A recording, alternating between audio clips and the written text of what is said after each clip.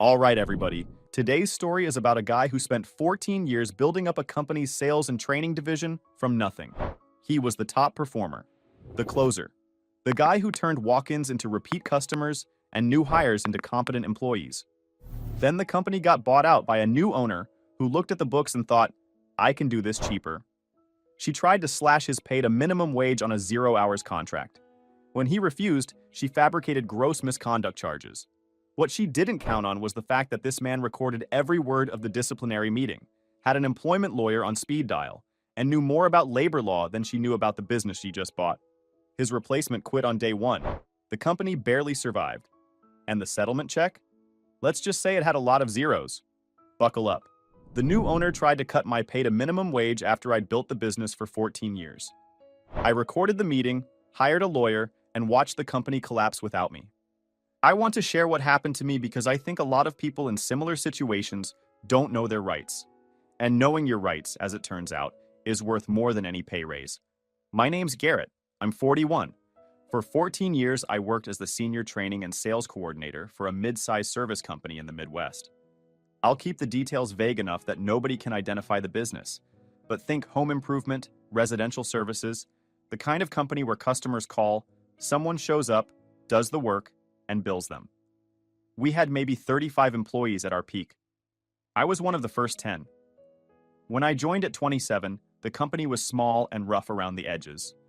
The owner, a guy named Walt, had started it out of his garage and grown it into a legitimate operation through sheer stubbornness and a good reputation. Walt was old school, handshake deals, no computers until I showed up and insisted. He hired me originally as a sales associate, but within a year I was doing everything. Training new hires, handling customer complaints, building the scheduling system, setting up our first real CRM, and closing the bigger accounts that Walt didn't have the patience for. Let me explain what I mean by built the business. When I started, the company did about $280,000 a year in revenue. By the time everything went down 14 years later, we were doing $1.6 million. Same service area, same general customer base, just better systems, better people, and better sales processes. I don't take all the credit. Walt was the foundation. But I was the framework. I built the training program that turned random hires into reliable service providers. I built the referral system that kept customers coming back. I built the upsell protocols that doubled our average ticket. And I did all of it while also being the company's top individual salesman for 11 of those 14 years. Walt appreciated me, in his way. He wasn't a hugger or a speech giver. He'd just nod and say, "Good work," and occasionally hand me a bonus check around the holidays. The bonuses weren't huge, $1,200, $1,500, but they were consistent, and I knew they came from a real place. Walt wasn't generous with everyone. He was generous with people who earned it. I should mention my wife, Danielle. She's been my rock through all of this. She works as an administrative coordinator at a dental practice. Between the two of us, we did fine.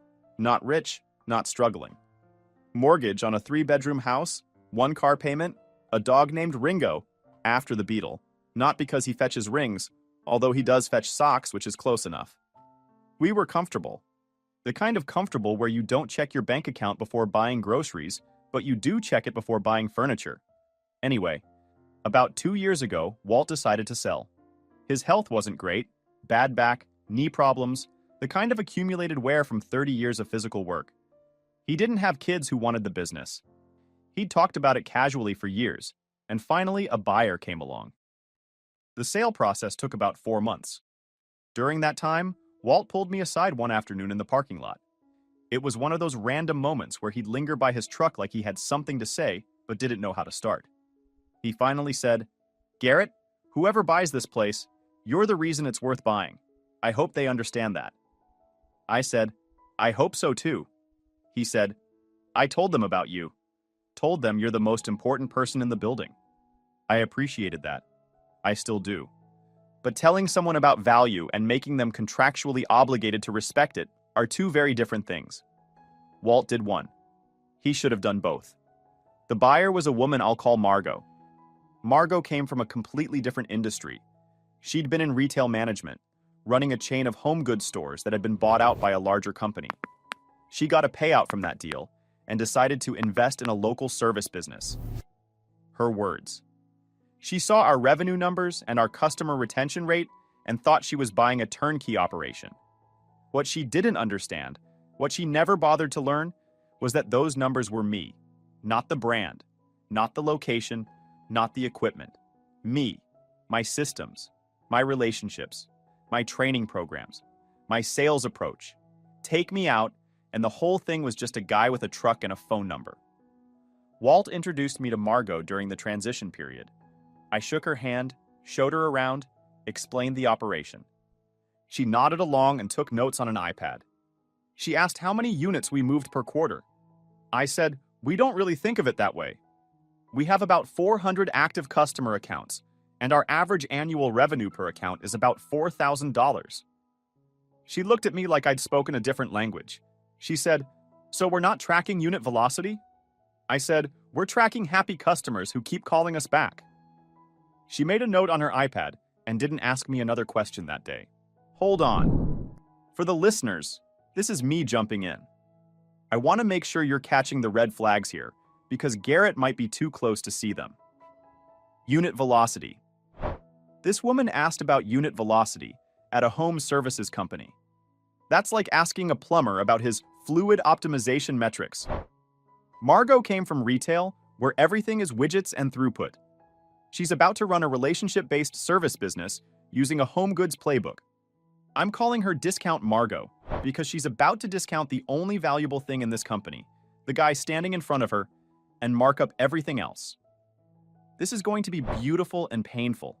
Probably more painful for Margot. The first 6 months under Margot's ownership were a slow descent. She didn't make big changes immediately. I think she was observing, or maybe she was just figuring out what she'd bought. But there were signs. She raised prices by 15% across the board without asking anyone who dealt with customers whether that was a good idea. It wasn't. We lost about 30 accounts in the first quarter. Customers who'd been with us for years called me personally to say they were going elsewhere. I couldn't blame them. I would have done the same thing. She cut the holiday bonuses. Not reduced, cut. 0. For everyone.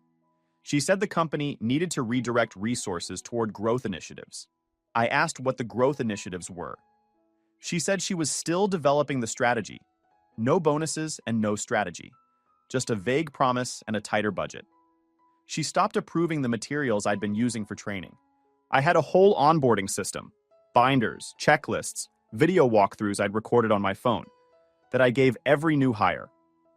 Margot said the training materials looked unprofessional and that she was going to hire someone to create branded onboarding content. That someone never materialized. So new hires got nothing, and the quality of work started slipping. She also restructured the scheduling system I'd spent years building. I had a rotation that balanced workload, travel time, and customer preference. Some customers specifically requested certain technicians. Margot replaced it with a first available model that dispatched whoever was closest geographically, regardless of skill level or customer relationship. Within a month, we had 2 situations where a junior tech was sent to a complex job they weren't qualified for. Both resulted in callbacks. One resulted in a refund. The customer, Mrs. Patterson, who'd been with us 9 years, called me personally and said, "Garrett, what happened? That was not the service I'm used to." I apologized and said we were going through changes. She said, "Changes aren't supposed to make things worse." I started keeping a personal log around this time. Not for legal purposes, not yet. Just for my own sanity. A Google Doc where I'd write down what happened each day. Prices raised, bonuses cut, training canceled, scheduling broken, quality slipping. I called it the descent. Danielle read some of it one night and said, "Garrett, this reads like a horror story." I said, "It is one. I'm just living in it." Through all of this, I kept doing my job. I kept closing sales. I kept training the guys who needed it, using my own materials, on my own time. I kept the referral system running. I kept customer relationships alive. And every month, the numbers stayed relatively stable. Not because of anything Margot did, but in spite of everything she did. I want to mention one thing that happened during this period that still makes me shake my head. Margot held a team-building event about 3 months after she took over. She rented a conference room at a hotel, spent about 2 grand on it, and made the entire staff sit through a 4-hour presentation about company vision and values. She had slides. She had a mission statement she'd written. She had a quote from some business guru on every other page. At one point, she said, "Our competitive advantage isn't what we do. It's how we do it." And I thought, no. Our competitive advantage is relationships. It's the fact that when Mrs. Patterson calls, she gets me. When Mr. Volkov has an emergency, I pick up the phone. When a new hire doesn't know how to handle a tricky situation, I walk them through it. That's not a mission statement. That's just showing up. But you can't put "just show up" on a PowerPoint slide, I guess. During the lunch break at the team building event, one of the senior techs, a guy named Phil, who'd been with us almost as long as me, pulled me aside in the hallway and said, "Garrett, is she for real?" I said, "I think so, Phil." He said, "We're in trouble, aren't we?" I said, "Yeah, I think we might be." Phil quit about a month after I did. He opened his own one-man operation out of his garage. He's doing fine. I send him referrals when I can. Then she came for my paycheck. It was a Tuesday morning. She called me into the back office, the same office where Walt used to hand me bonus checks, and told me she'd been reviewing the compensation structure and determined that my salary was not aligned with industry benchmarks. She said the company was transitioning to performance-based flexible contracts and that my new arrangement would be minimum wage base with commission on completed projects on a 0 hours contract. No guaranteed hours, no guaranteed income, no benefits. I'd been making $52,000 a year with benefits. She was offering me minimum wage, $8.70 an hour at the time, with the theoretical possibility of commission. For a guy who'd been there 14 years and was responsible for 60% of the company's revenue. I said no. Obviously. She said, "Garrett, this is the direction the company is going. If you're not on board, we may need to explore other options." I said, "What other options?" She said, "I think you know." I want to pause here and describe what was happening in my body during this conversation. My hands were flat on my thighs under the desk. I could feel my pulse in my fingertips. There was this roaring in my ears. Not anger exactly, more like a pressure buildup. 14 years. I'd given 14 years of my life to this company. I'd missed Danielle's birthday dinner once because a customer had an emergency. I'd come in on a Saturday to train a new hire who needed extra help. I'd spent my own money on gas driving to jobs when the company truck was in the shop because I didn't want to cancel on a customer. And now this woman, who'd owned the business for 6 months and couldn't tell me what half our services cost without checking her iPad, was sitting across from me offering minimum wage. Like I was some kid applying at a fast food place. Like 14 years was worth $8.70 an hour. I didn't say any of that. I said, "I'll need some time to think about it." She said, "Don't take too long." I left the office, went to my truck, and sat there for about 20 minutes with the engine running and my forehead on the steering wheel. Then I drove home and called Danielle. She listened to everything and said, "Garrett, do not take that deal. We will figure this out." That's when I knew it was going to be okay. Whatever happened, it was going to be okay. Pause. I need everyone to sit with this for a second. Discount Margot just tried to cut a 14-year veteran's salary from $52,000 to minimum wage on a 0 hours contract. That's not a pay cut. That's economic eviction. She wants to turn the guy who built the business into an Uber driver for his own company. Performance-based flexible contract. That's corporate for, I want you to work for free unless you personally generate enough profit to justify feeding yourself. And the veiled threat? We may need to explore other options? Lady, the only option you should be exploring is a mirror, because the person you're about to lose is the only reason your investment isn't worthless. This has big Fire Festival energy, all ambition, no infrastructure, and someone's about to get stranded on a beach with no food. 2 weeks later, I was called into a formal disciplinary meeting. Margot, her part-time HR consultant, a woman from an agency who clearly didn't want to be there, and me. The charge, gross misconduct. Specifically, Margot claimed that I had been using unauthorized methods to deliver services and that several customer complaints had been filed about work quality. Now, I want to be very clear about something. There were no customer complaints about my work. I asked to see the complaints. Margot said they were verbal and not documented. I asked which customers complained. She said she wasn't at liberty to disclose. I asked the HR consultant if this was standard procedure. The HR consultant looked at her notes and said, "Typically, documented evidence is required for a gross misconduct charge." Margot moved on. She said that regardless, my attitude and resistance to structural changes were creating a hostile work environment. I had literally never raised my voice to anyone in that building. I'd never sent a hostile email. I'd never refused a task.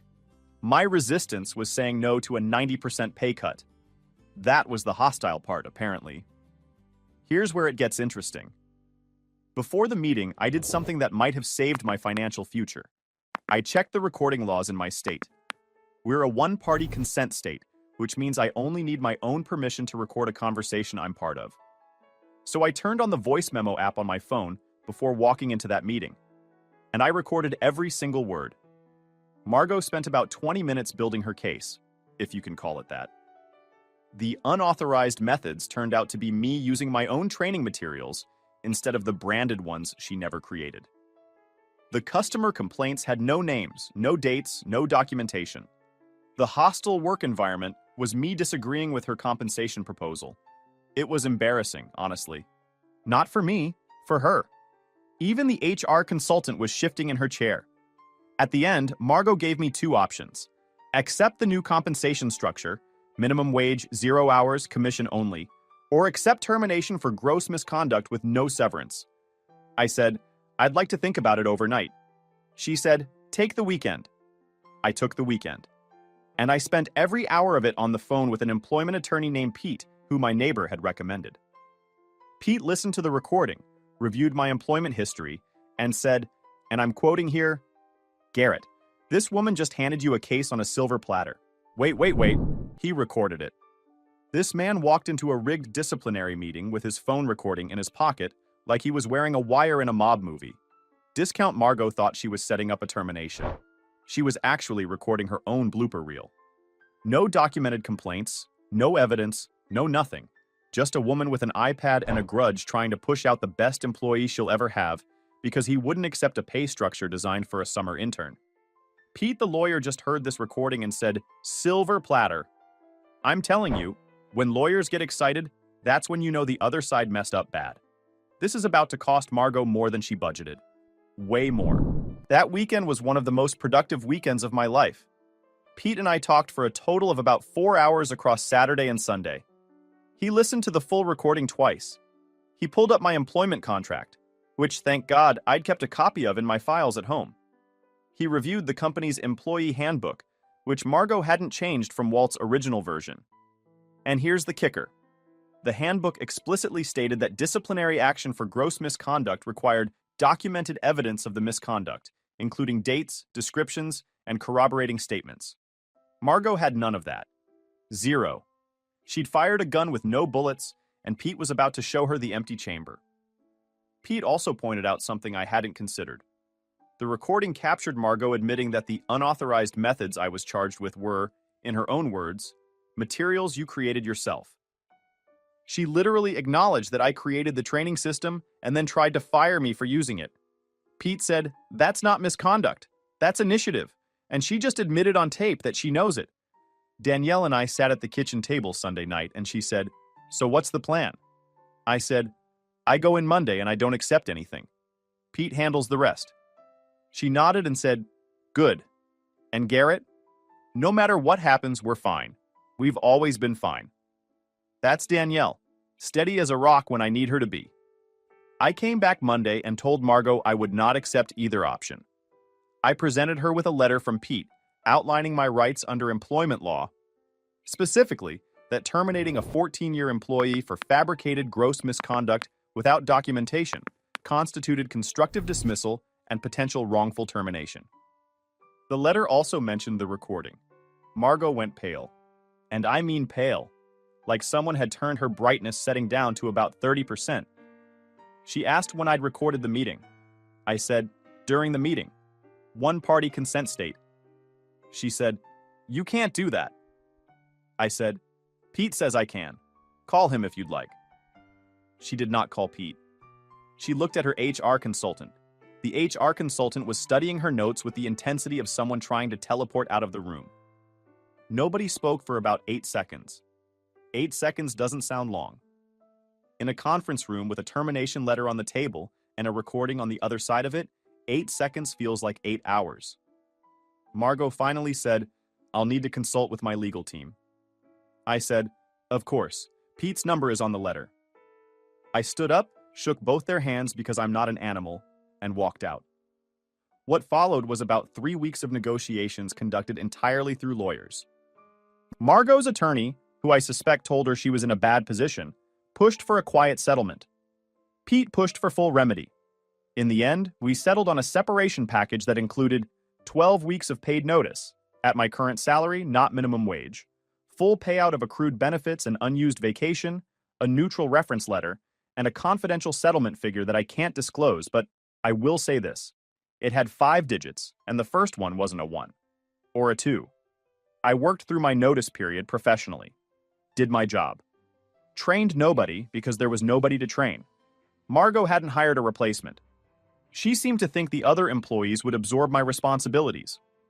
The other employees were service technicians. They fix things. They don't sell things or train people or manage 400 customer accounts. During my notice period, something unexpected happened. Several of our longtime customers found out I was leaving. Not from me, from the technicians who mentioned it on jobs. They started calling, not to complain about the company, to thank me. Mr. Volkov, who owned a row of rental properties we'd serviced for 8 years, called and said, "Garrett, you always picked up the phone. That mattered." Mrs. DeLuca, who I'd helped through an emergency repair on Christmas Eve 6 years ago, her furnace died at 11 p.m. I drove out personally with a space heater while we arranged a fix for the next morning. Sent me a card. It said, "Some people just show up. You always showed up." I'm not gonna lie, I teared up at that one. Danielle found me reading it at the kitchen counter and didn't say anything. She just stood next to me for a minute and then went back to whatever she was doing. That's love. Not big gestures. Just standing next to someone when they're feeling something. One customer, a guy named Hank, who ran a small restaurant and had been with us since year 2, did something I still can't believe. He called me and asked if I needed a job reference. I said I appreciated it, but I was a vendor, not an employee of his. He said, "I don't care. You want me to write a letter saying Garrett is the most reliable person I've ever worked with in any capacity? Because I will. I'll write it right now." He sent me the letter the next day. 2 pages. I keep it in my desk drawer. On my last day, a young guy named Drew, one of the techs I'd trained personally about 3 years earlier, shook my hand in the parking lot and said, "Garrett, this place is going to fall apart without you." I said, "I know, Drew. Take care of yourself." He said, "I already put in my notice. I'm coming to find you wherever you end up." And he did. 2 months later, Drew called me and asked if I knew of any openings. I got him a job at a competitor who I'd known for years. He's doing great. Sent me a photo last week of a job he completed. Big smile, clean work, happy customer in the background. I showed Danielle and she said, "You taught him that." And yeah, I did. That's the thing about training people, right? It lasts longer than any company. Longer than any boss. Longer than any 5-minute email policy. Yo, Drew quit in solidarity. That's not just loyalty, that's a review. When your employees follow you out the door, that's a 5-star Glassdoor review written in real time. And Discount Margot is sitting in an empty office wondering where her unit velocity went. I'll tell you where it went. It drove home in Garrett's truck along with 14 years of sales relationships, training knowledge, and customer trust. You can't buy that at a home goods clearance sale. Margot paid for a business and got a building. The business walked out the door, got in a pickup, and drove to a lawyer's office. That's not a transaction gone wrong. That's a transaction that was never going to work because you can't own what you don't understand. What happened after I left was predictable but still kind of wild to watch from the outside. Within the first month, revenue dropped by about 40%. My customer account started calling and getting Margot, who they didn't know and didn't trust. Several of them called me directly. They had my cell from years of working together and asked where I'd gone. I told them I'd left the company and wished them well. I didn't poach. I didn't need to. About 20 of them left on their own within 3 months. Margot's replacement for me was herself. She tried to handle sales and training while also running the business. She sent mass emails to our customer list, something I'd specifically never done because it felt impersonal, and our customers valued the personal touch. The mass emails had typos. Multiple customers told me about them. One guy, a regular named Bill, who'd been with us for 11 years, forwarded me the email and said, "Is this a joke?" It was not a joke. It was just bad. The training gap was even worse. New hires who came in after me had no onboarding system, no training materials, no mentor. One of them showed up to a customer's house and didn't know how to use the equipment. The customer called Margot. Margot apparently blamed the employee. The employee quit the next day. I heard Margot went through 4 new hires in 3 months. None lasted more than 6 weeks. About 5 months after I left, I heard through Drew that Margot was trying to sell the company. She'd listed it with a business broker at about 70% of what she'd paid for it. The broker told her the valuation was low because the key revenue-generating personnel had departed and the customer base had significantly eroded. I imagine that was a fun conversation. I also heard, through Hank, the restaurant owner who wrote me the reference letter, that Margot tried to reactivate some of the customer accounts that had gone dormant after I left. She sent personal letters to about 50 former customers, offering a loyalty discount to come back. 3 people responded, 3 out of 50. And 2 of those 3 called me afterward asking if the company was desperate. I said I couldn't comment. But yes, they were desperate. The business broker apparently told Margot that the company's value had declined by about 60% since she'd purchased it, 60% in less than a year. The revenue that Walt and I had built over 14 years was evaporating in real time because the one person who knew how to generate it was gone. And Margot's response? She listed the company for sale and started looking at other investment opportunities. I heard she's interested in a laundromat chain now. I genuinely wish those laundromats well. Last I checked, the listing was still active. Nobody's buying. Turns out a service company without its service people and its customer relationships is just a phone number and some used equipment. Who could have predicted that? Oh, one more thing. Remember Walt, the original owner? He called me about a month after I left. He'd heard what happened. He said, "Garrett, I should have put something in the sale agreement about keeping you on. That was my mistake." I told him it wasn't his fault. He said, "Maybe not, but I knew what you were worth. And I should have made sure the next person knew too." Then he said, "If you ever want to start your own thing, I'll back you." I haven't taken him up on it yet, but I think about it. I ran into one of Margot's failed new hires at a gas station about 2 months after I left. Young kid, maybe 23. He recognized me from the one day of training he'd gotten before I left, which was basically me showing him around for an hour. He said, "Hey, you're the guy who used to run things, right?" I said, "Yeah." He said, "Dude, I lasted 11 days. She had me going to jobs with no instructions and no support. On day 8, I showed up to a customer's house, and the guy said, 'Do you even know what you're doing?' And I had to say no. I called the office and nobody answered. I quit the next morning." He didn't seem bitter, just confused, like he'd wandered into someone else's bad dream. Danielle and I are doing well. The settlement money paid off the car and padded our savings. I'm currently working as a sales consultant for a larger company in a similar industry. Better hours, better pay, actual benefits. Ringo still fetches socks. We took him to the lake last weekend. First real outing we've done in months. He swam for about 3 hours straight and then slept the entire drive home. Danielle took a photo of him passed out in the back seat with his tongue hanging out and sent it to her sister with the caption, "Mood." I love that dog. I love that woman. And I love that we're past this.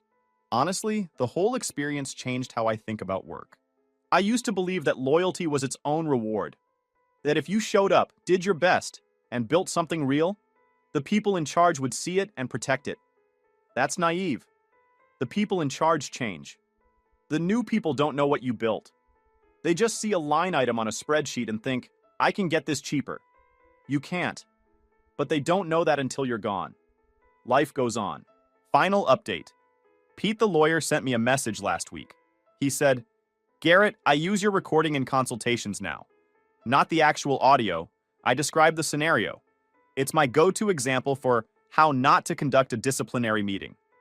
I told him I was glad my pain could be educational. Danielle says I should write a book about what happened. I told her nobody wants to read about employment law. She said, people want to read about a guy who stood up for himself. That's not employment law. That's just a good story. She might be right. She usually is. For anyone in a similar situation, here's my advice. Know your state's recording laws. Document everything. Keep copies of your work on your own devices when the company won't provide them. And never, ever accept a pay cut just because someone new walks in with an iPad and an attitude. You built what you built. That has value. Don't let anyone discount it. Would you have taken the minimum wage deal to keep the job? Or would you have done what I did? Curious what you guys think. Also, anyone know a good title for a book about getting fired by someone who doesn't understand what they bought? Asking for a friend. Here's the thing about Garrett. He didn't burn anything down. He didn't steal clients. He didn't even badmouth Margot. He just knew his rights, documented the truth, and let the consequences play out naturally. Discount Margot thought she was cutting costs. She was cutting the engine. And now she's trying to sell a car with no motor. 14 years of work, 1 recording, and a 5-digit check later. Garrett's doing better than ever, and the company can't give itself away. That's not revenge. That's just gravity. Drop a comment. Would you have recorded that meeting? Subscribe and I'll see you next time. Subscribe and I'll see you next time. Subscribe and I'll see you next time. Subscribe and I'll see you next time.